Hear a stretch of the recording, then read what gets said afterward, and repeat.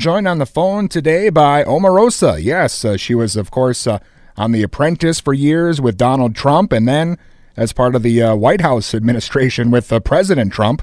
And her book, Unhinged, an insider's account of the Trump White House, is out now in paperback form.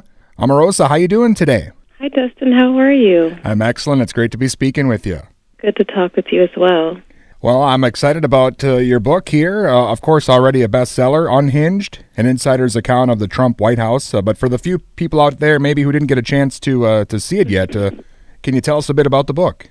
Sure. Unhinged is an opportunity for Americans to pull the curtain back and see what happens behind the scenes in the Trump White House. I take them into the Oval Office, Air Force One, into Donald Trump's private dens, and just give them an opportunity to see what happens day to day, hour by hour, in the highest levels of government. And I think that Americans wanted to know what it was like that first year to see Donald as he became acclimated to being the leader of the free world. And the book is now out in paperback. I know there's a new foreword, and of course, a lot has happened when you were working for Trump. A whole lot has happened even since you've left. So you could maybe probably get another book out of it already. Well, reading the Mueller report, it made me feel like, okay, I was spot on with some of, most of the things that I shared. A lot of people didn't know, and they wondered if it was, is this real? Is this true? And then after you read the Mueller report, you realize, oh my gosh, she knew exactly what was going on. But there were some other things that surprised me in the Mueller report. And I have to tell you that was that many of my colleagues actually told the truth. Even his closest advisors, when they got into sit down with Mueller, they actually told the truth, and I was happy about that.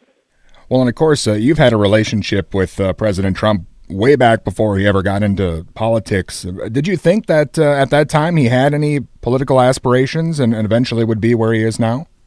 Back when we did The Apprentice, it was just about the reality show.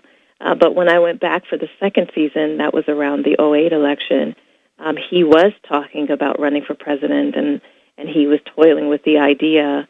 But fast forward to him becoming president and me being a part of that campaign, it was pretty shocking to see all of that happen and to be on the front row of history. And I think one of the things that I wanted to show people was what our 16-year relationship was like, from The Apprentice to producing television together to the campaign and then, of course, to the White House. I thought it was important to watch, to allow people to see how our relationship kind of evolved.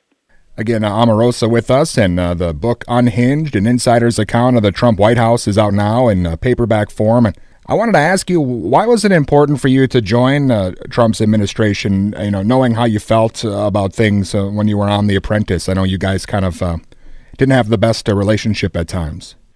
We fought all the time. We fought all 3 seasons of television we were on because I was never going to be a sycophant for him. I wasn't just going to tell him what he wanted to hear. The reason that Donald Trump and I got so close was because I actually told him the truth. And when he asked me to join his administration, he said, you're one of the few people who have had experience in government before. You worked in the White House. I need you. And I consider Donald a friend. And so when my friend asked me for help, then I took him up on that. And as a result, not only did I become one of the few African Americans on his campaign, but I was the only African American senior advisor. And to this day, he still does not have another African American senior advisor. And so even though I had some reservations, I thought it was important to have an advocate for the community, for someone to fight for the things that I thought were important. And I talk about some of my struggles in the book about how hard it was being the only one at the table in those cabinet meetings, in those briefings. It was difficult, but it was very necessary. So how did your relationship change from those early days to when you were working with him in the White House? Was it just kind of a slow build to the point where you just felt like you had to jump ship? Or? No, first of all, I had to adjust from calling him Donald to calling him Mr. President. That was, after 15 years of saying the same thing over and over again, I had to keep remembering, okay, I need to call him President.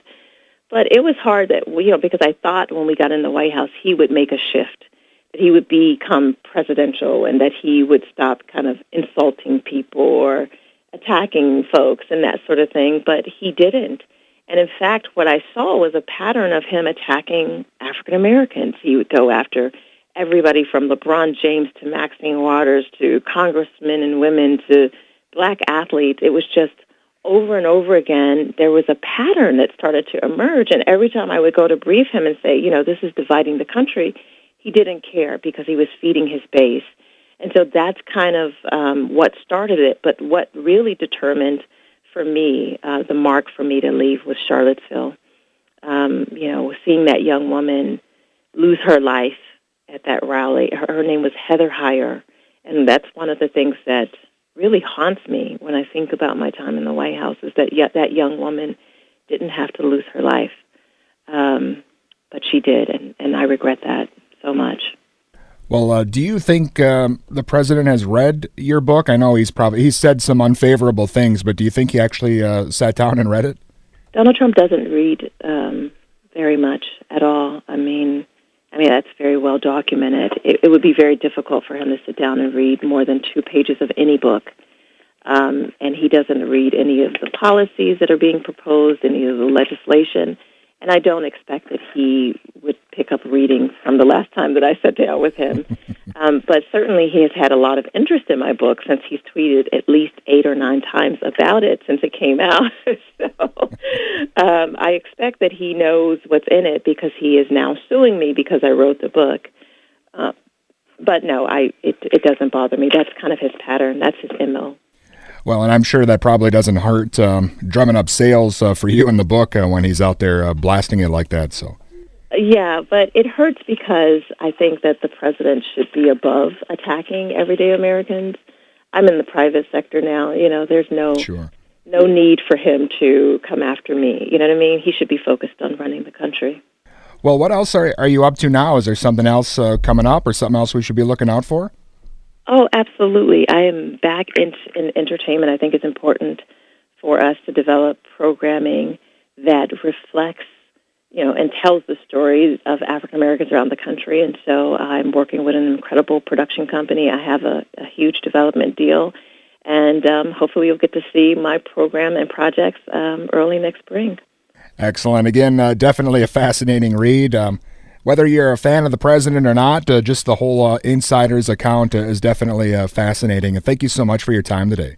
Oh, thank you so much for having me. You have a wonderful day. And again, that was the one and only Omarosa, and her new book, Unhinged, an insider's account of the Trump White House, is out now. It's a New York Times bestseller, but now out in paperback with a new foreword. And again, also a lot of other stuff coming up for Omarosa as well.